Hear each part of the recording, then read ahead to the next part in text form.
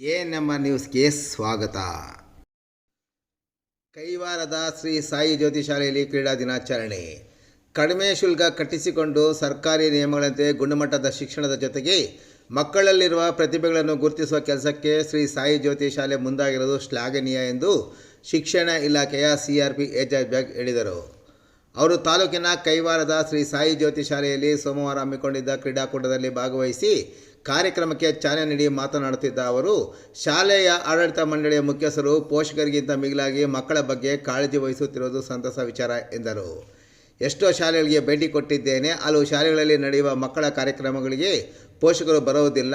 ಆದರೆ ಇಲ್ಲಿ ಪೋಷಕರು ಸಹ ಕಡ್ಡಾಯವಾಗಿ ಬಂದು ಮಕ್ಕಳ ಕ್ರೀಡಾಕೂಟಕ್ಕೆ ಪ್ರೋತ್ಸಾಹ ನೀಡಿ ಅವರಲ್ಲಿನ ಪ್ರತಿಭೆಯನ್ನು ಪ್ರೋತ್ಸಾಹಿಸುತ್ತಿರುವುದು ಸಂತಸವಾಗಿದೆ ಎಂದರು.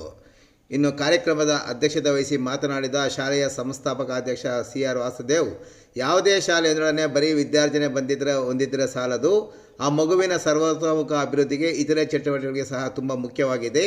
ಆ ನಿಟ್ಟಿನಲ್ಲಿ ನಮ್ಮ ಶಾಲೆಯ ಮಕ್ಕಳಿಗೆ ಸಂಗೀತ, ಸಾಹಿತ್ಯ, ಕಲೆ ಹಾಗೂ ಕ್ರೀಡೆಗಳ ಉತ್ತಮ ಶಿಕ್ಷಣವನ್ನು ನೀಡುವುದರೊಂದಿಗೆ ಮಗುವಿನ ಶೈಕ್ಷಣಿಕ ಅಭಿವೃದ್ಧಿಗಳು ಮುಂದಾಗಿದ್ದೇವೆ ಎಂದರು.